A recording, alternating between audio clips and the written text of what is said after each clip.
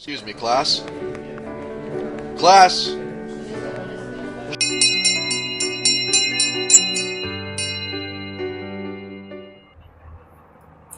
Good morning बच्चों, मेरा नाम अभिषेक है और आज हम शुरू कर रहे हैं क्लास 11th का सेट चैप्टर। तो बच्चों, ये जो सेट चैप्टर है ना, कई बच्चे सोचते हैं ये बहुत आसान है, इसको बाद में कर लेंगे, या फिर कई बच्चे ये सोचते हैं अरे छोड़ो, जाने दो, क्या करना है, ये तो अपने आप ही हो जाएगा। लेकिन बच्चों, ये बहुत इंपॉर्टेंट चैप्टर है सेट्स आपका। सेट्स बच्चों आपकी जो अगले चैप्टर होंगे ना, जैसे कि आपका कैलकुलस हो गया, कैलकुलस, एक आपका रिलेशन फंक्शन और एक आपका प्रोबेबिलिटी। बच्चों ये जो चैप्टर है ना, आपके सेट चैप्टर से ही रिलेटेड है। अगर आपको सेट्स चैप्टर समझ में आ गया ना अच्छे से, तो ये चैप्टर भी आपको बहुत आसान लगने लगेंगे, है ना बच्चों। और क्लास 11th और क्लास 12th में भी क्या होगा, आपके लिए आसानी पड़ेगी। और आगे आने वाले जो आपके कॉम्पिटिटिव एग्जाम्स होते हैं, उसमें भी सेट से कई सारे क्वेश्चन पूछे जाते हैं।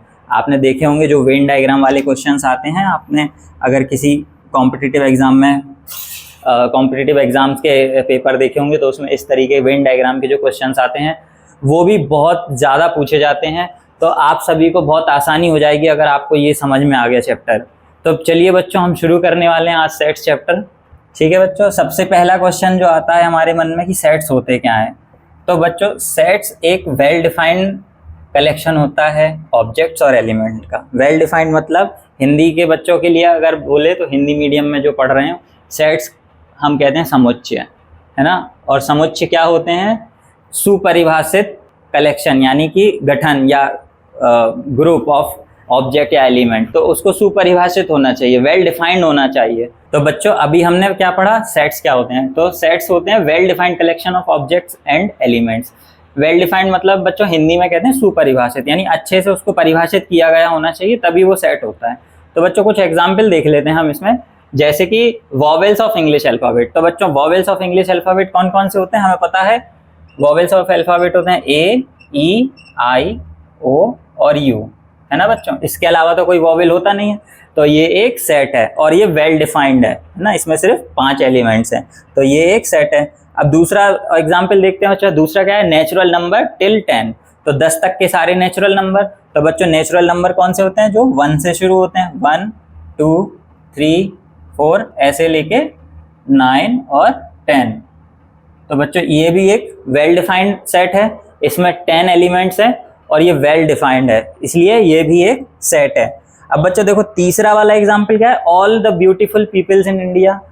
अब बच्चों इसको हम सेट क्यों नहीं कहेंगे, इसको सेट इसलिए नहीं कहेंगे क्योंकि ये वेल डिफाइंड नहीं है, ब्यूटीफुल पीपल। अब बच्चों देखो ब्यूटीफुल, जो ब्यूटी होती है ना, वो हर किसी के एक्सपेक्ट में अलग अलग होती है। किसी के लिए कुछ ब्यूटीफुल होता है, किसी के लिए कुछ ब्यूटीफुल होता है। अब पता चला किसी के लिए तो 10 लोग ब्यूटीफुल हैं, तो उसने 10 लोगों के नाम लिख दिए, है ना बच्चों। और किसी के लिए मान लो वो कहता है अरे कोई भी ब्यूटीफुल नहीं है, तो उसने खाली छोड़ दिया सेट। किसी के लिए कोई बोले अरे मैं अकेला ही ब्यूटीफुल हूँ, तो वो अपना नाम लिख दिया। मान लो राम ने कहा मैं खुद ही ब्यूटीफुल हूँ, मैं सबसे सुंदर हूँ, तो उसने अपना ही नाम लिख दिया। तो हर एक पीपल के लिए, हर एक व्यक्ति के लिए ये सेट अच्छे से डिफाइंड नहीं है ना बच्चों, इसलिए इसको क्या कहेंगे हम, ये सेट नहीं है। तो all the beautiful people in India ये वेल डिफाइंड नहीं है। ऐसे ही आपसे कह दिया जाए top most players in the world, तो ये भी वेल डिफाइंड नहीं है। किस एक्सपेक्ट में वो टॉप होना चाहिए, वो वेल डिफाइंड नहीं है। इसलिए बच्चों इस तरीके के जो एग्जाम्पल्स होते हैं वो सेट नहीं होते हैं। ठीक है बच्चों, और एग्जाम्पल देख लेते हैं हम। तो जैसे हम एक और एग्जाम्पल लेते हैं, 4th एग्जाम्पल ले लें। अगर हम यहाँ लिखते हैं all the even numbers between 0 and 20। तो बच्चों 0 से लेके 20 तक के इवन नंबर्स, इवन मतलब सम संख्याएं, हिंदी वाले बच्चों के लिए सम संख्या, इवन नंबर मतलब सम संख्या। ठीक है बच्चों, अगर हम इसको सॉल्व करेंगे तो हमें क्या मिलेगा, 0 से लेके 20 तक, यानी 0 से शुरू करेंगे तो 1 तो होता नहीं है, 2, ऐसे ही 4, 6, 8, 10, ऐसे ऐसे 18 और एक लास्ट 20। तो बच्चों ये एक वेल डिफाइंड है, वेल डिफाइंड सेट है, इसलिए इसको हम सेट कहेंगे, क्योंकि इसकी जो डेफिनेशन है बहुत अच्छे से लिखी गई है कि सिर्फ और सिर्फ 0 से लेके 20 तक के ही इवन नंबर आने हैं। तो चाहे मैं लिखूं इस सेट को, चाहे कोई और लिखे, चाहे आप लिखो, इसका आंसर यही बनेगा। इसलिए ये एक वेल डिफाइंड सेट है, इसलिए इसको हम सेट कहेंगे। ऐसे ही बच्चों अगर एक और एग्जाम्पल देख लें, जैसे कि ऑल द फैक्टर्स ऑफ 21। ठीक है बच्चों, अब फैक्टर्स ऑफ 21 अगर मैं इसको सॉल्व करूंगा तो इसका आंसर कितना आएगा। 21 के कौन कौन से फैक्टर होते हैं बच्चों? देखो, एक तो 1 होता है, उसके बाद 2 नहीं होता है, 3 होता है, 4 नहीं होता, 5 नहीं होता, 6 नहीं होता, 7 होता है, और 7 के बाद 8, 9, 10 कोई सा नहीं होगा, उसके बाद डायरेक्ट कौन सा होता है फिर 21। ठीक है बच्चों, तो मैं अगर सॉल्व करूंगा तो इसका आंसर ये आएगा। आप सॉल्व करोगे इसको फैक्टर ऑफ 21 तब भी यही आएगा। तो ये एक वेल डिफाइंड है स्टेटमेंट, इसलिए ये एक सेट है। ठीक है बच्चों, अगर ऐसे ही आपको दे कि set of all the reverse in India. ठीक है बच्चों, अब भारत के अंदर कितनी रिवर्स हैं? देखो बच्चों, जितनी भी रिवर्स है ना वो वेल डिफाइंड है। गंगा है, यमुना है, सरस्वती है, इंडस है, कावेरी है, जितनी भी हैं वो एक वेल डिफाइंड है। अगर हम उसका एक सेट बनाएंगे तो जितनी भी नदियां हैं भारत में वो सारी इसमें आ जाएंगी, चाहे मैं लिखूं चाहे कोई और लिखे, आंसर उसका वही होगा। ये एक वेल डिफाइंड स्टेटमेंट है, इसलिए एक सेट हो गया। एक और एग्जाम्पल देखते हैं बच्चों जिसमें कि वो सेट नहीं है, जैसे कि top 10 players of the world यानी विश्व के टॉप 10 प्लेयर्स लिखना है हमको। अब बच्चों देखिए, इसका आंसर अगर मैं लिखूंगा तो हो सकता है मेरे लिए टॉप 10 प्लेयर्स कोई और हो, आपके लिए टॉप 10 प्लेयर कोई और हो, या कोई और इसको सॉल्व करेगा तो वो अपने तरह से टॉप 10 प्लेयर लिखेगा। तो ये जो स्टेटमेंट है ये वेल डिफाइंड नहीं है ना बच्चों, इसलिए इसको हम सेट नहीं कहेंगे। ठीक है बच्चों, आशा करता हूँ आपको सेट्स की जो कॉमन थ्योरी है वो समझ में आ गई होगी। तो बच्चों अब हम नेक्स्ट जो टॉपिक पढ़ने वाले हैं वो क्या है? वो है रिप्रेजेंटेशन ऑफ सेट्स। रिप्रेजेंटेशन मतलब होता है समुच्चयों का निरूपण, यानी उसको कैसे कैसे हम लिख सकते हैं। ठीक है बच्चों, तो बच्चों रिप्रेजेंटेशन ऑफ सेट्स यानी समुच्चयों का निरूपण, हम कैसे कैसे सेट्स को लिख सकते हैं। तो बच्चों इसमें 2 टाइप्स के होते हैं। पहला होता है रोस्टर फॉर्म या टेबुलर फॉर्म, डायरेक्ट हम टेबल की फॉर्म में लिख देते हैं ब्रैकेट्स के अंदर। हिंदी में इसको कहते हैं सारणी रूप। जैसे कि बच्चों अभी हमने एग्जाम्पल में देखा था ना, जैसे इंग्लिश अल्फ़ाबेट के वॉवेल्स, अगर हम इसको लिखेंगे टेबुलर फॉर्म में या रोस्टर फॉर्म में तो कैसे लिखेंगे? करली ब्रैकेट जरूरी है बच्चों, ये करली ब्रैकेट लगाना हमको ज़रूरी है सेट लिखने के लिए। तो एक करली ब्रैकेट, फिर उसके अंदर लिखेंगे A, E, I, O और U। ठीक है बच्चों, करली ब्रैकेट को बंद करने, जब भी हम सेट लिखते हैं बच्चों रोस्टर फॉर्म में तो करली ब्रैकेट्स लगाना बहुत ज़रूरी होते हैं। कभी भी अगर रोस्टर फॉर्म या टेबुलर फॉर्म या सारणी रूप आप लोग लिखें तो ये करली ब्रैकेट में होना बहुत ज़रूरी होते हैं।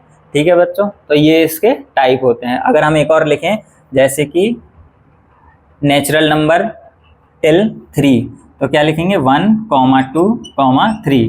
तो ये हो गया नेचुरल नंबर टिल 3, तो 3 तक के नेचुरल नंबर। तो ये करली ब्रैकेट में हमने लिखा 1, 2 और 3। तो ये होता है रोस्टर फॉर्म। अब दूसरा फॉर्म क्या होता है बच्चों? Set builder form.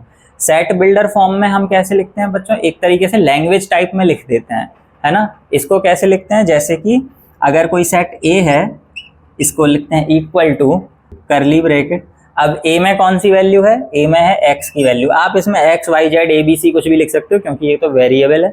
ठीक है बच्चों, A is equal to X where, ये साइन होता है वेयर का, वेयर X इज या X बिलोंग्स टू, ये बिलोंग्स टू का साइन है।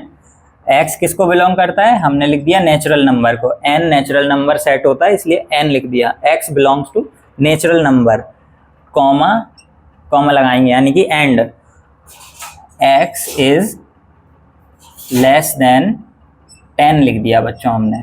ठीक है, ये होता है सेट बिल्डर फॉर्म। अब देखो बच्चों, इसको जब हम सॉल्व करते हैं ना तो इसमें क्या है? A इज इक्वल टू क्या है? एक सेट है, सेट में क्या है? सेट में X है, और X की वो सारी वैल्यू हैं जो नेचुरल नंबर को बिलोंग करती हैं और 10 से छोटी हैं, which is X is less than 10 and X belongs to natural number. तो बच्चों हम इसको जब सॉल्व करेंगे तो क्या लिख के आएगा?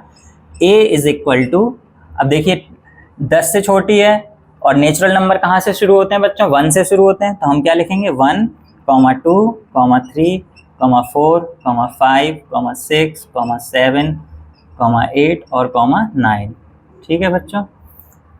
हम 10 क्यों नहीं लिखेंगे, क्योंकि x तो 10 से छोटा है, इसलिए हमने 10 को नहीं लिखा। ठीक है बच्चों। तो इस सेट में कितने एलिमेंट्स हो गए, इसमें हो गए 9 एलिमेंट्स। ठीक है। एक और एग्जाम्पल देखते हैं बच्चों इसका, सेट बिल्डर फॉर्म का। तो बच्चों दूसरा एग्जाम्पल देखते हैं हम सेट बिल्डर फॉर्म में। दूसरा एग्जाम्पल क्या लिखा मैंने, a is equal to x। ठीक है बच्चों, a x के बराबर है वेयर, ये साइन किसका है, वेयर इज, वेयर x की वैल्यू कैसे है, x की वैल्यू हम इस क्वाड्रेटिक इक्वेशन से सॉल्व करेंगे। बच्चों जब इस क्वाड्रेटिक इक्वेशन को आप सॉल्व करोगे तो इसकी जो वैल्यू निकल के आएगी वो आएगी 2,1। ठीक है बच्चों, आप सॉल्व करके देख लीजिएगा इस क्वाड्रेटिक इक्वेशन को। आपने 10th में क्वाड्रेटिक इक्वेशंस पढ़ी होंगी, आपको सॉल्व करना आता होगा। ठीक है बच्चों, इसका आंसर क्या आएगा 2,1। ठीक है, तो हम क्या लिखेंगे, a is equal to, curly bracket लगाना ज़रूरी है बच्चों, फिर उसके बाद लिखेंगे 2,1। ठीक है बच्चों, ये इसका आंसर हो जाएगा। तो बच्चों आपको दोनों फॉर्म समझ में आ गए होंगे, रोस्टर फॉर्म यानी टेबुलर फॉर्म, सारणी रूप, जिसमें हम डायरेक्टली सेट्स को इस फॉर्म में लिखते हैं करली ब्रैकेट के अंदर। एक होता है सेट बिल्डर फॉर्म, जो अभी हमने समझा, 2 एग्जाम्पल्स देखे इसके, जिसमें पहले इसको लैंग्वेज फॉर्म में लिखा होता है, फिर उसको सॉल्व करने के बाद रोस्टर फॉर्म में आ जाता है, यानी टेबुलर फॉर्म में आ जाता है। ये होता है हमारा सेट बिल्डर फॉर्म। ठीक है बच्चों, अब हम आगे क्या देखेंगे, आगे 2-3 एग्जाम्पल और हम इसके सॉल्व करेंगे। ठीक है बच्चों, अब हम कुछ एग्जाम्पल और देखने वाले हैं सेट बिल्डर फॉर्मेट के। तो सेट बिल्डर फॉर्मेट में हमने एक एग्जाम्पल लिखा है, a is equal to x, where x is a positive integer. Positive है बच्चों, नेगेटिव नहीं है। ठीक है, तो बच्चों जो भी हमारे नेगेटिव आंसर्स आएंगे उनको हम नेगलेक्ट कर देंगे, और जो पॉजिटिव आंसर होंगे हम सिर्फ उनको ही सिलेक्ट करेंगे। वेयर x की वैल्यू जो है ग्रेटर है माइनस के 1/2 से, और स्मॉल है किससे, 9/2 से। ठीक है बच्चों, अब अगर हम इसको सॉल्व करेंगे तो कैसे लिखेंगे, a इज इक्वल टू, अब देखो बच्चों पहले इसका 1/2 है, इसको आप सॉल्व करोगे तो कितना आंसर आएगा इसका, 0.5। ठीक है बच्चों, जो कि हमारा नेगेटिव में आएगा, तो हम इसको नेगलेक्ट कर देंगे। फिर इसकी वैल्यू आएगी 0/2। ठीक है, तो जो आएगा आंसर इसका 0, तो 0, ठीक है, इंटीजर है, ना पॉजिटिव है ना नेगेटिव है, इसलिए हम इसको इंक्लूड करेंगे 0 को। फिर दूसरी वैल्यू इसकी क्या आएगी बच्चों, प्लस का 1/2। ठीक है, प्लस का 1/2 डिवाइड करोगे तो 0.5 आएगी, तो 0.5 एक इंटीजर नहीं है, इसलिए हम इसको नेगलेक्ट कर देंगे। फिर इसकी वैल्यू x की जो होगी 2/2। ऐसे ऐसे जब हम सॉल्व करेंगे तो 2/2 कट के 1 हो जाएगा बच्चों, तो ये पॉजिटिव है, इंटीजर है, इसलिए हम इसको इंक्लूड कर देंगे। ऐसे ही जब इसकी वैल्यू 3 रखोगे तो उसे नेगलेक्ट करोगे, 4/2 आएगी तो 2 हो जाएगी। 5/2 नेगलेक्ट करोगे, 6/2 में 3 हो जाएगी। फिर उसके बाद 7/2 नेगलेक्ट करोगे और 8/2 में 4 हो जाएगी। ठीक है बच्चों, और 9/2 से तो छोटा है, इसलिए हम उसको भी छोड़ देंगे। ये हमारा इसका सॉल्यूशन हो गया। ठीक है बच्चों, तो ये उसका रोस्टर फॉर्म हो गया और ये उसका सेट बिल्डर फॉर्म हो गया। ठीक है बच्चों, आपको समझ में आ गया होगा। अब हम एक और एग्जाम्पल देख लेते हैं। इसमें क्या दिया है, सेट ई है, और सेट ई की वैल्यू जो है x के बराबर है, और x क्या है, x is a month of year, तो वो एक महीना है साल का, हैविंग 31 डेज, और जिस महीने में 31 डे होते हैं वो हमें यहाँ पे लिखना है। तो बच्चों इसको जब हम सॉल्व करेंगे तो हमें पता है 31 दिन किस किस महीने में होते हैं। तो सबसे पहले हम इसमें क्या लिखेंगे, जनवरी। फरवरी में बच्चों 28 दिन होते हैं, इसलिए उसे छोड़ देंगे। फिर मार्च, अप्रैल में 30 दिन होते हैं, उसके बाद लिखेंगे हम मई। जून छोड़ देंगे बच्चों, फिर लिखेंगे जुलाई। अब बच्चों जुलाई के बाद अगस्त में भी 31 दिन होते हैं। ठीक है, फिर सितंबर छोड़ देंगे, फिर अक्टूबर, नवंबर छोड़ देंगे, फिर दिसंबर। ठीक है बच्चों, ये इसका सॉल्यूशन हो गया। ठीक है, तो ये हमारा क्या हो गया, ये हमारा हो गया टेबुलर फॉर्म या फिर रोस्टर फॉर्म इसको कहते हैं। ये हो गया इसका रोस्टर फॉर्म, जो कि हमें सॉल्व करने के बाद मिलता है, करली ब्रेसेस के अंदर होता है।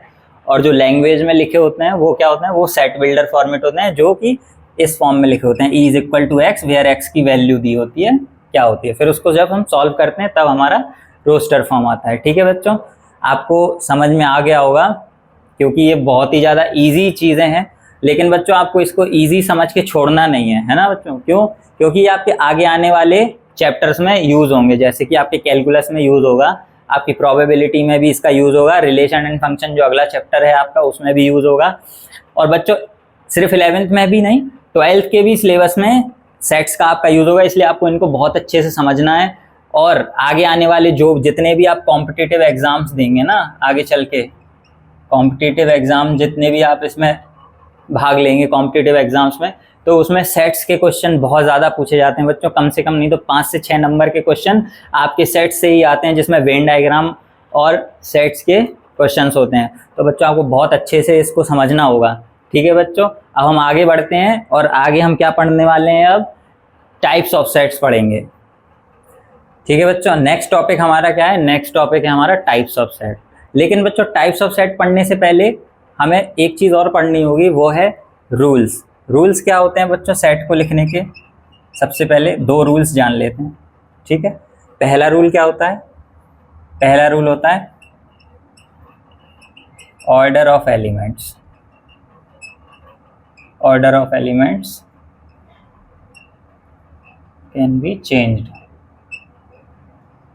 ठीक है बच्चों, order of elements can be changed. अगर किसी सेट में कोई एलिमेंट है, मान लो ये ही ले लेते हैं, ए ई आई ओ और यू, ये एक एग्जाम्पल है सेट का जिसमें कि इंग्लिश अल्फ़ाबेट के वॉवेल्स हैं। तो order of elements can be change. Order क्या मतलब? इनका जो क्रम है ना बच्चों, हिंदी वाले बच्चों के लिए बता रहा हूँ, इनका जो क्रम है, इसमें शुरू में अगर ए लिखा है, ई लिखा है, आई लिखा, अगर आप इसको बदल भी दोगे ना, अगर पहले ई लिख दिया, फिर ओ लिख दिया, फिर यू लिख दिया, फिर आई लिख दिया और फिर ए लिख दिया, तब भी बच्चों ये वाला सेट और ये वाला सेट दोनों क्या होंगे? दोनों बराबर ही होंगे, इसकी वैल्यू और इसकी वैल्यू सेम ही होगी। तो ऑर्डर ऑफ एलिमेंट यानी जो उनके एलिमेंट्स हैं उनका क्रम हम आपस में चेंज कर सकते हैं, पहले वाला बाद में या बाद वाला पहले में, तो ऐसे इंटरचेंज कर सकते हैं। दूसरा रूल होता है बच्चों, दूसरा रूल होता है one element can be represented only once. तो एक एलिमेंट को सिर्फ एक ही बार हम सेट में रिप्रेजेंट करते हैं, उसको दोबारा दोबारा से रिपीट नहीं करते। जैसे कि अगर हम एक सेट बनाते हैं लेटर्स इन वर्ड, ठीक है बच्चों, तो ये जो वर्ड लिखा है स्कूल, इसमें आए हुए लेटर्स का एक सेट बनाना है। तो अगर हम इसका सेट बनाएंगे ना बच्चों, तो पहले क्या है? एस है, सी है, एच है, ओ है, ओ है और एल है। अब बच्चों देखो क्या होगा, ओ 2 बार रिपीट होगा या ना बच्चों यहाँ पे? तो यही तो हमने इसका रूल है कि एक एलिमेंट को सिर्फ एक ही बार रिप्रेजेंट करना है। अगर कोई भी एलिमेंट 2 बार आ रहा है तो उसको क्या करेंगे? ये एक को हम हटा देंगे। ठीक है बच्चों, तो इसका आंसर क्या हो गया? लेटर इन वर्ड स्कूल। तो लेटर इन वर्ड स्कूल क्या होगा? एस, सी, एच, ओ और एल। क्योंकि ओ 2 बार आ रहा था इसलिए हम उसको सिर्फ एक ही बार रिप्रेजेंट करेंगे। ऐसे ही अगर आपके पास कोई भी सेट है, उसमें अगर कोई भी एलिमेंट रिपीट होके लिखे हैं इस तरीके से, तो ये आपका एक प्रॉपर सेट नहीं है। आपको प्रॉपर सेट बनाने के लिए क्या करना पड़ेगा? जो रिपीटेड एलिमेंट्स है ना बच्चों, उनको एक ही बार लिखना पड़ेगा। जैसे यहाँ 2 और 3 ये रिपीट हो रहे हैं, इनको हमें एक ही बार लिखना पड़ेगा। जैसे 1, 2, 3 और 4, ये आपका एक प्रॉपर सेट बन जाएगा। ठीक है बच्चों, तो ये जो रूल है कि एक एलिमेंट को सिर्फ हमें एक ही बार रिप्रेजेंट करना है। ठीक है बच्चों, चलिए अब हम चलते हैं हमारे टॉपिक पर, जो कि है types of set. Types of set में देखेंगे बच्चों, तो पहला टाइप क्या होता है? पहला टाइप होता है नल सेट। नल सेट या फिर एम्प्टी सेट। ठीक है बच्चों, इस और एम्प्टी सेट को इस तरीके से रिप्रेजेंट करते हैं, या फिर ये जो सिंबल होता है फाई का, हम उससे भी रिप्रेजेंट करते हैं नल सेट, एम्प्टी सेट, जिसमें एक भी एलिमेंट नहीं होता, जो सेट खाली होता है उसको कहते हैं नल सेट। ठीक है बच्चों, दूसरा होता है सिंगलटन सेट। सिंगलटन सेट, ठीक है बच्चों, इसमें क्या होता है? इसमें सिर्फ एक ही एलिमेंट प्रेजेंट होता है।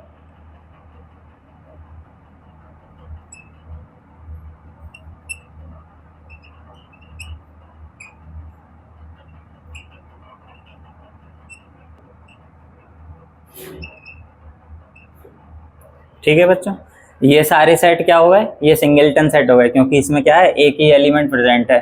ठीक है, अगर आपसे कोई पूछे कि द कैपिटल ऑफ इंडिया, तो उसका एक ही आंसर होता है दिल्ली, तो ये क्या हो गया, ये एक सिंगलटन सेट हो गया बच्चों।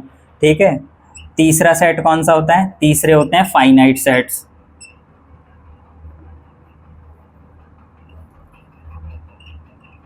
फाइनाइट सेट्स कौन से होते हैं बच्चों, फाइनाइट सेट्स वो होते हैं जिनमें नंबर ऑफ एलिमेंट्स, यानी ये जो जैसे इसमें एक एलिमेंट था, इसमें एक भी एलिमेंट नहीं था, ऐसे ही फाइनाइट सेट्स में जो नंबर ऑफ एलिमेंट्स होते हैं वो डिफाइंड होते हैं, वो हमें मालूम होते हैं कि कितने होंगे।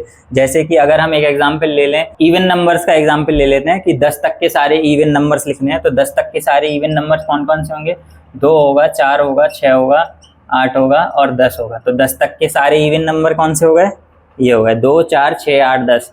तो इसमें नंबर ऑफ एलिमेंट कितने होंगे, नंबर ऑफ एलिमेंट हमारे हो गए 5। ठीक है बच्चों, तो ये हो गया हमारा फाइनाइट सेट। ऐसे ही एक और एग्जांपल देख लेते हैं फाइनाइट सेट्स का, तो all the alphabets in English language. ठीक है बच्चों, all the alphabets in English language, तो सारे अल्फाबेट अगर हम लिखेंगे तो ABCD ऐसे ऐसे सारे कहाँ तक, X Y और Z तक। ठीक है बच्चों, तो इसमें सारे अल्फाबेट्स आ जाएंगे। तो इसमें जो नंबर ऑफ एलिमेंट्स है वो हमें पता है कितना है, 26 लेटर होते हैं बच्चों इंग्लिश अल्फाबेट में, तो इसमें 26 एलिमेंट्स हैं टोटल। ठीक है, तो ये होते हैं हमारे फाइनाइट सेट्स। एक लास्ट टाइप का सेट होता है हमारा इनफाइनाइट सेट, वो भी हम देख लेते हैं। इनफाइनाइट सेट्स कौन कौन से होते हैं, इनफाइनाइट सेट्स में क्या होता है बच्चों, इनफाइनाइट सेट्स में हमारे जो नंबर ऑफ एलिमेंट्स होते हैं ना, हमको उनकी काउंटिंग पता नहीं होती है कि उसमें कितने एलिमेंट्स हैं। तो इनफाइनाइट सेट्स देख लेते हैं बच्चों हम। इनफाइनाइट सेट्स जो होते हैं ना, उसमें नंबर ऑफ एलिमेंट्स की जो वैल्यू है हमको पता नहीं होती है। जैसे अगर यहाँ पे लिख दिया जाए ऑल द नेचुरल नंबर्स। ठीक है बच्चों, अब इसको अगर सॉल्व करोगे आप ऑल द नेचुरल नंबर, तो आप 1 2 3 4 5 डैश डैश डैश इन्फिनिटी तक, पता ही नहीं है कितने, क्योंकि नेचुरल नंबर क्या होते हैं, इनफाइनाइट होते हैं, तो हमें पता ही नहीं है कि इसमें कितने एलिमेंट्स आएंगे बच्चों, वो इनफाइनाइट हो जाएंगे। तो इस तरीके के सेट्स क्या होते हैं, इनफाइनाइट सेट्स हो गए। ठीक है, या कोई आपसे बोल दे name of all galaxies in universe, तो देखो बच्चों गैलेक्सी में यूनिवर्स में गैलेक्सीज क्या है, इनफाइनाइट है, हमें पता नहीं कितनी गैलेक्सीज हैं। ठीक है, तो हम क्या करेंगे, इसका जब हम आंसर लिखेंगे तो कुछ गैलेक्सीज के नेम तो हमको पता है और कुछ गैलेक्सीज के नेम तो हमको पता ही नहीं है, तो वो इनफाइनाइट सेट है, क्योंकि हमको उसकी पता ही नहीं है कि उसमें कितने एलिमेंट्स आने वाले हैं सेट्स के अंदर। ठीक है बच्चों, तो आपको इनफाइनाइट सेट्स समझ में आ गए होंगे। तो बच्चों नेक्स्ट टॉपिक जो अब हम पढ़ने वाले हैं वो क्या है, वो है equal sets and equivalent sets. Equal sets कौन से होते हैं बच्चों, इक्वल सेट्स वो होते हैं जिसमें जो एलिमेंट्स हैं जो दोनों सेट में इक्वल होना चाहिए, सेम होना चाहिए दोनों। जैसे हम एक एग्जांपल लेते हैं इक्वल सेट का। इक्वल सेट जैसे कि एक सेट लिखा हुआ है ए सेट दिया है 1 2 3 4 5। ठीक है बच्चों, और एक सेट बी दिया हुआ है 4 3 5 2 1। ठीक है बच्चों, अब सेट ए और सेट बी दोनों के जो एलिमेंट्स हैं आप देखिए, 1 यहाँ पर है, 1 यहाँ पर भी है, 2 यहाँ पर है, 2 यहाँ भी है, 3 है इधर भी है, 4 है इधर है और 5 है इधर है। तो जो एलिमेंट्स ए सेट में प्रेजेंट हैं जो यहाँ पर हैं वो बी सेट में भी प्रेजेंट हैं, तो ये दोनों सेट क्या हो गए, इक्वल सेट हो गए। इसको हम कैसे डिनोट करें, ए इक्वल टू बी।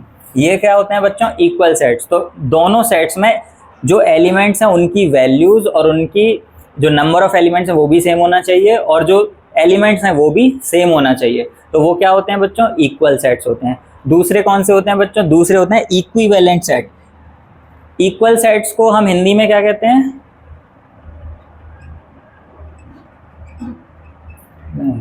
हिंदी में चालू कर दी, हिंदी में इक्वल सेट्स को हम क्या कहते हैं बच्चों, समान, यानी एक जैसे, समान समुच्चय। हिंदी में हम इनको समान समुच्चय कहते हैं। तो नेक्स्ट हम देखते हैं, नेक्स्ट जो हमारे हैं वो है इक्विवेलेंट सेट, और हिंदी में हम उनको क्या कहते हैं, तुल्य समुच्चय।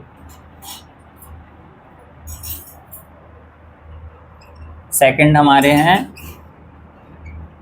इक्विवेलेंट सेट्स, इनको हिंदी में कहते हैं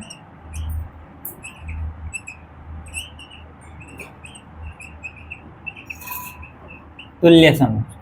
ठीक है, तो इक्विवेलेंट सेट्स कौन से होते हैं? इक्विवेलेंट सेट्स वो होते हैं सेट्स जिनमें नंबर ऑफ एलिमेंट्स तो सेम हो, लेकिन अगर उनके एलिमेंट्स डिफरेंट भी हो तो भी चलेगा। ठीक है बच्चों, तो एग्जाम्पल से देखते हैं, जैसे कि सेट 1 है, सेट ये वाला है, इसमें क्या है 1 2 3 4 और 5।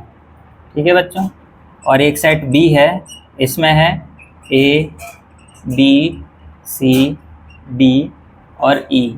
ठीक है बच्चों, अब देखो ए सेट में 1 2 3 4 5 नंबर्स हैं, और बी सेट में A B C D E, ये क्या अल्फ़ाबेट्स हैं, लेकिन नंबर ऑफ एलिमेंट यहाँ कितने हैं? यहाँ पे नंबर ऑफ एलिमेंट्स कितने हैं? 5 हैं, और यहाँ पे भी नंबर ऑफ एलिमेंट्स कितने हैं बच्चों? यहाँ पे भी 5 हैं। ठीक है, तो दोनों में नंबर ऑफ एलिमेंट्स 5 है, इसलिए क्या होगा, ए और बी जो होंगे वो इक्विवेलेंट सेट्स होंगे, जिनको हम हिंदी में तुल्य समुच्चय कहते हैं। इक्विवेलेंट सेट्स में बच्चों हमेशा नंबर ऑफ एलिमेंट्स सेम होते हैं, चाहे एलिमेंट्स की वैल्यू अलग अलग हो तो भी चलेगा। ठीक है बच्चों, तो बच्चों यहाँ पर हमारे इक्वल और इक्विवेलेंट सेट्स की जो थियरी है वो ख़त्म हो जाती है। आगे हम इनके क्वेश्चन सॉल्व करेंगे, तो जो क्वेश्चन वाला वीडियो है बच्चों वो नेक्स्ट वीडियो होगा। अभी हम सेट्स चैप्टर की पूरी थ्योरी पढ़ेंगे इस वीडियो में, और जितने भी क्वेश्चन होंगे, जितनी भी एक्सरसाइज होंगी, वो हम हमारे नेक्स्ट वीडियो में आपको अवेलेबल करा देंगे। ठीक है बच्चों, चलिए अभी हम एक बार रिप्ले कर लेते हैं कि हमने अभी तक क्या क्या सीख लिया है। तो बच्चों सबसे पहले हमने क्या सीखा था? सेट्स सीखे, सेट्स की डेफिनेशन सीखी। उसके बाद हमने क्या सीखा था बच्चों? उसके बाद हमने सीखा था कि सेट्स को किस किस तरीके से रिप्रेजेंट किया जा सकता है। एक तो होता है आपका रोस्टर फॉर्म, और एक होता है आपका सेट बिल्डर फॉर्म। ठीक है बच्चों, उसके बाद हमने क्या पढ़ा था? टाइप्स ऑफ सेट्स पढ़े थे, जिसमें कि 4 टाइप्स ऑफ सेट्स थे। नल सेट यानी खाली वाले, नल सेट्स यानी खाली सेट जिनमें कोई एलिमेंट नहीं होता है। दूसरे कौन से थे बच्चों? सिंगलटन सेट जिसमें सिर्फ एक ही एलिमेंट होता है। फाइनाइट सेट्स जिसमें कि फाइनाइट नंबर ऑफ एलिमेंट होते हैं, और एक होते हैं इनफाइनाइट सेट जिसमें हमें नंबर ऑफ एलिमेंट्स पता नहीं होते हैं। तो बच्चों एक और चीज़ क्या पढ़ी थी हमने? एक और चीज़ पढ़ी थी इक्वल सेट्स और इक्विवेलेंट सेट। उसमें इक्वल सेट्स क्या होते हैं? जिसमें नंबर ऑफ एलिमेंट और जो एलिमेंट्स हैं वो सारे इक्वल होने चाहिए। और इक्विवेलेंट सेट्स पढ़े थे बच्चों हमने। इक्विवेलेंट सेट में क्या होता है? एलिमेंट्स की जो वैल्यू होती है वो डिफरेंट हो सकती है, लेकिन सेट्स के नंबर ऑफ एलिमेंट्स इक्वल होने चाहिए, वो होते हैं इक्विवेलेंट सेट। तो बच्चों चलिए अब हम पढ़ते हैं अपना नया टॉपिक इसी चैप्टर का, वो क्या है? सबसेट्स। तो बच्चों सबसेट्स क्या होते हैं? सब जैसे उसी का हिस्सा होते हैं। अगर एक यूनिवर्सल सेट है, मान के चलिए एक हमने सेट ले लिया ए, उसमें कुछ एलिमेंट्स हैं, उन्हीं एलिमेंट्स का यूज़ करके हम नए सेट्स बनाते हैं, उनको हम सबसेट कहते हैं। तो ये सबसेट भी कितने? 2 टाइप के होते हैं। एक होता है आपका प्रॉपर सबसेट, और एक होता है आपका जो प्रॉपर सबसेट नहीं होता है। तो चलिए बच्चों हम इसको बोर्ड पे देखते हैं एग्जाम्पल के हिसाब से। चलिए बच्चों एक एग्जाम्पल ले लेते हैं। एक सेट लिखते हैं हम ए, इसमें कितने एलिमेंट ले लेते हैं? हम ले लेते हैं ए बी सी। हमने 3 एलिमेंट ले लिए एक सबसेट में। ये क्या हो गया बच्चों? जिस सेट से हम सबसेट बनाते हैं बच्चों उसको हम कहते हैं सुपर सेट। तो ए क्या हो गया बच्चों? ए हो गया उसका सुपर सेट। ठीक है बच्चों, अब इसके एलिमेंट्स का यूज़ करके हम बनाएंगे इसके सबसेट। तो सबसे पहला जो सबसेट होता है किसी भी सेट का, वो होता है एक नल सेट। और ये जो नल सेट है ना बच्चों, किसी भी सेट का सबसेट माना जाता है इस नल सेट को। हर किसी सेट में आप इसको यूज़ कर सकते हो। ऐसा बोल सकते हैं कि जो नल सेट होता है वो सभी का सबसेट होता है, चाहे कोई सा सेट हो, एवरी सेट। ठीक है बच्चों, तो जो एक नल सेट होता है वो सभी हर सेट का एक सबसेट होता है। ठीक है बच्चों, अब दूसरा सेट क्या बनाएंगे हम? दूसरे सेट बनाएंगे सिंगल एलिमेंट लेके हम सबसेट बना सकते हैं।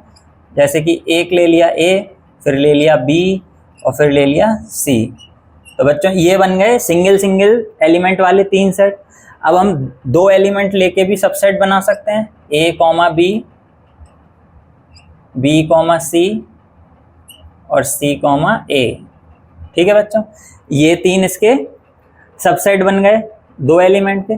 और एक इन तीनों एलिमेंट्स का यूज करके भी एक सबसेट बनाया जा सकता है, A, B, C। तो बच्चों ए जो एक सुपर सेट था उसके हमने सबसेट बनाए।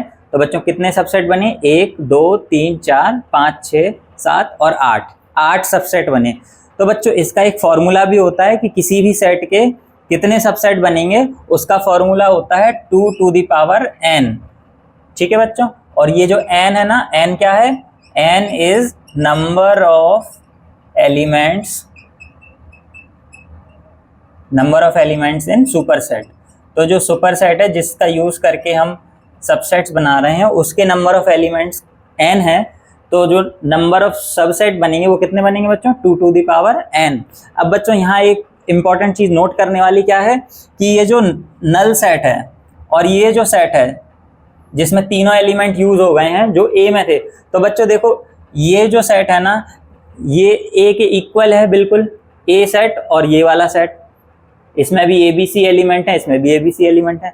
तो ये सेट और ये सेट क्या हो गए? बिल्कुल इक्वल सेट हो गए। और ये वाला सेट जो कि एक नल सेट है, और नल सेट हर सेट का सबसेट होता है। ठीक है बच्चों, तो क्या कहेंगे हम कि जो नल सेट है और ये जो इक्वल सेट है ये क्या है? ये इसके प्रॉपर सबसेट नहीं है। ठीक है बच्चों, ये इसके प्रॉपर सबसेट नहीं है। ठीक है बच्चों, नॉट अ प्रॉपर सबसेट। तो ये जो नल सेट है और ये जो सेट जिसमें सेम नंबर ऑफ एलिमेंट है जो सुपर सेट में थे, तो इन दो सेट्स को हम क्या कहेंगे? इन दो सेट को नॉट अ प्रॉपर सबसेट, इसको प्रॉपर सबसेट नहीं। तो बच्चों प्रॉपर सबसेट कितने हैं? ये एक प्रॉपर सबसेट है, ये भी एक प्रॉपर सबसेट है, ये और ये। ठीक है बच्चों, तो कितने प्रॉपर सबसेट हैं? 6 प्रॉपर सबसेट हैं। ठीक है बच्चों, प्रॉपर सबसेट वो होते हैं जिसमें ए से लिया हुआ कम से कम एक एलिमेंट होना चाहिए और जितने एलिमेंट ए में है वो सारे के सारे नहीं होना चाहिए, क्योंकि अगर वो सारे के सारे सबसेट में होंगे तो देखो बच्चों ये वाला सेट और ये वाला सेट दोनों इक्वल हो जाएंगे, इसलिए उसको क्या कहते हैं? वो प्रॉपर सबसेट नहीं कहलाते हैं। प्रॉपर सबसेट कितने होते हैं? ये वाला, ये वाला, ये वाला, ये वाला। ठीक है बच्चों, इसका भी फॉर्मूला अगर हम देखें तो क्या लिख सकते हैं कि नंबर ऑफ प्रॉपर सबसेट कितने होते हैं किसी भी सेट के? Number of proper subset, number of proper subset कितने होंगे बच्चों? देखो नंबर ऑफ टोटल सबसेट कितने होते हैं? 2 to the power n। ठीक है बच्चों, अब उसमें से कौन कौन से हमें सबसेट हटाने हैं? एक तो हमें हटाना है, एक नल सेट हटाना है, और कौन सा हटाना है? एक वो सेट हटाना है जिसमें नंबर ऑफ एलिमेंट्स इसके नंबर ऑफ एलिमेंट्स के बराबर हो जाता है।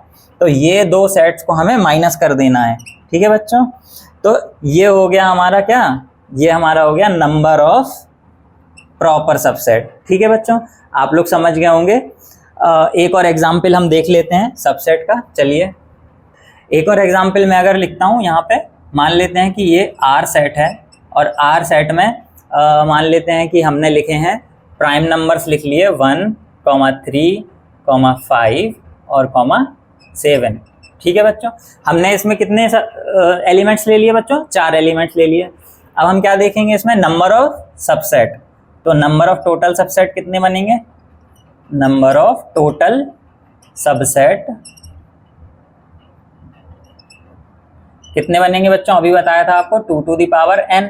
n क्या है बच्चों? n है number of element in super set. तो r क्या है? r सुपर सेट है, इसमें नंबर ऑफ एलिमेंट कितने हैं बच्चों? 4 एलिमेंट्स हैं। तो इसकी वैल्यू कितनी हो जाएगी? 2 to the power 4। तो बच्चों 2 to the power 4 कितना होता है हमारा? 16। तो नंबर ऑफ टोटल सबसेट कितने बनेंगे बच्चों इसमें? 16। अब देखो बच्चों इसमें जो 16 है ना, ये 16 सबसेट्स में 2 सबसेट ऐसे होंगे जो कि प्रॉपर नहीं है। तो नंबर ऑफ प्रॉपर सबसेट निकालेंगे, तो नंबर ऑफ प्रॉपर सबसेट कितने बनेंगे बच्चों? नंबर ऑफ प्रॉपर सबसेट बचेंगे 2 to the power n minus 2।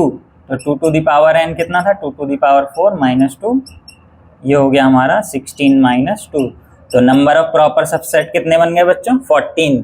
तो इस सुपर सेट के प्रॉपर सबसेट कितने बनेंगे बच्चों? 14 बनेंगे।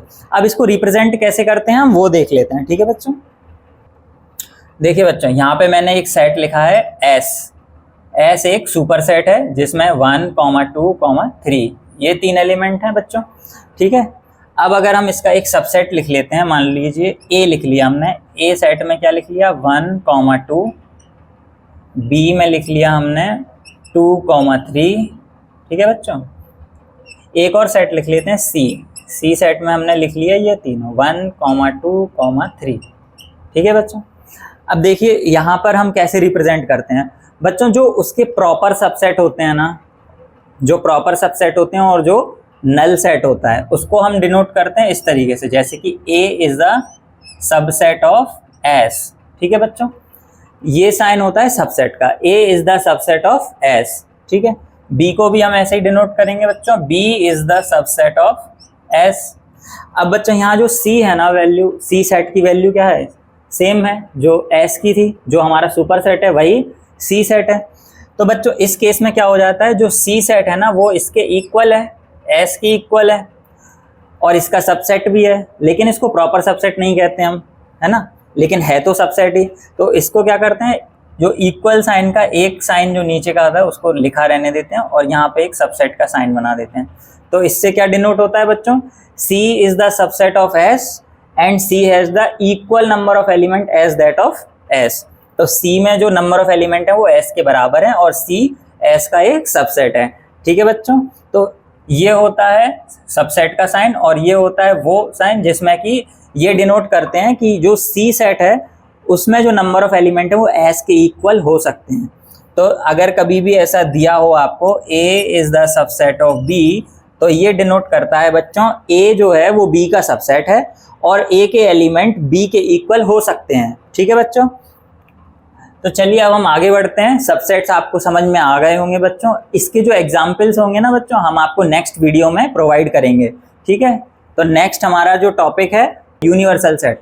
यूनिवर्सल सेट्स कौन से होते हैं बच्चों, यूनिवर्सल सेट वो होते हैं जिसमें वो सारे एलिमेंट्स हों जो कि एक्चुअल में एग्जिस्ट कर सकते हैं, ठीक है बच्चों। अगर कोई सेट दिया है तो उसका यूनिवर्सल सेट वो होगा जिसमें कि उस जो सेट दिया है, मान लीजिए अगर सेट A दिया है, ठीक है बच्चों, अगर सेट A दिया है और इसमें कोई भी एलिमेंट है A, B, C, D, ठीक है बच्चों। अब इसमें जो A, B, C, D जो एलिमेंट्स हैं, ठीक है बच्चों, इसका जो यूनिवर्सल सेट होगा वो क्या होगा, उस यूनिवर्सल सेट में ये सारे एलिमेंट होना ज़रूरी हैं। उस यूनिवर्सल सेट में A, B, C और D ये चारों एलिमेंट होना ज़रूरी हैं। तो बच्चों अगर एक सेट अगर ऐसे दिया हुआ है ना, मान लीजिए B दिया हुआ है, ठीक है, और इसमें A, B, C, D, E, F, G और सारे अल्फ़ाबेट लिखे हैं X, Y, Z तक, ठीक है बच्चों। तो क्या हो गया, B जो हो गया ना, B यूनिवर्सल सेट किसका हो गया, A का, क्योंकि B में जो एलिमेंट्स A के अंदर थे वो सारे एलिमेंट्स किस में हैं, B में भी हैं। तो B क्या हो गया, B हो गया उसका यूनिवर्सल सेट। यूनिवर्सल सेट को हम U से डिनोट करते हैं, यूनिवर्सल सेट को हम U से डिनोट करते हैं या फिर ग्रीक अल्फ़ाबेट साई से भी डिनोट करते हैं। तो एक एग्जांपल ले लेते हैं हम यूनिवर्सल सेट को समझने के लिए। मान लीजिए हमने क्या लिखा, यहाँ पे एक सेट लिखा A जिसमें 1, 2, 3, 4, 5, 6, 7 ये सारे एलिमेंट्स हैं, ठीक है बच्चों। और हमने एक सेट ले लिया B और B के अंदर 2, 4, 6 ये एलिमेंट है, ठीक है बच्चों। अब हम इसको कैसे रिप्रेजेंट करेंगे, A is the universal set of B, ठीक है बच्चों। इसको हम एज अ डायग्राम कैसे रिप्रेजेंट करेंगे, हम एक बॉक्स बना लेंगे और इस बॉक्स में ये सारे एलिमेंट्स को हम लिख देंगे, जैसे कि 1, 2, 3, 4, 5, 6 और 7। हमने क्या किया, एक सेट ले लिया, एक बॉक्स लिया, उसके अंदर सारे एलिमेंट रख दिए। तो ये क्या हो गया, ये हो गया सेट A, या इसको हम U से भी डिनोट कर सकते हैं या फिर इसको साई से भी डिनोट कर सकते हैं। इसके बाद हम क्या करेंगे, B सेट जो है ना, B सेट को मार्क करेंगे कैसे, देखिए ये हमने B सेट की बाउंड्री ड्रॉ कर दी, ये कौन सा हो गया, B सेट। अब हमें क्या दिख रहा है, जो B सेट है वो A सेट के अंदर ही है ना बच्चों। तो कोई भी सेट जिसके एलिमेंट्स जो सेट दूसरा है उसके अंदर से ही सारे एलिमेंट लिए हों, उसको क्या कहते हैं, उसका यूनिवर्सल सेट। जैसे कि यहाँ पर है ए जो है वो यूनिवर्सल सेट है बी का। ठीक है बच्चों, आशा करता हूँ आपको ये सब बहुत ही अच्छे से समझ आ गए होंगे। जब हम इसकी एक्सरसाइज लगाएंगे ना बच्चों, तो आपको डाउट सारे क्लियर हो जाएंगे। फिर भी अगर आपको कोई डाउट रहते हैं तो आप हमसे पर्सनली पूछ सकते हैं कमेंट सेक्शन में कमेंट करके। ठीक है बच्चों।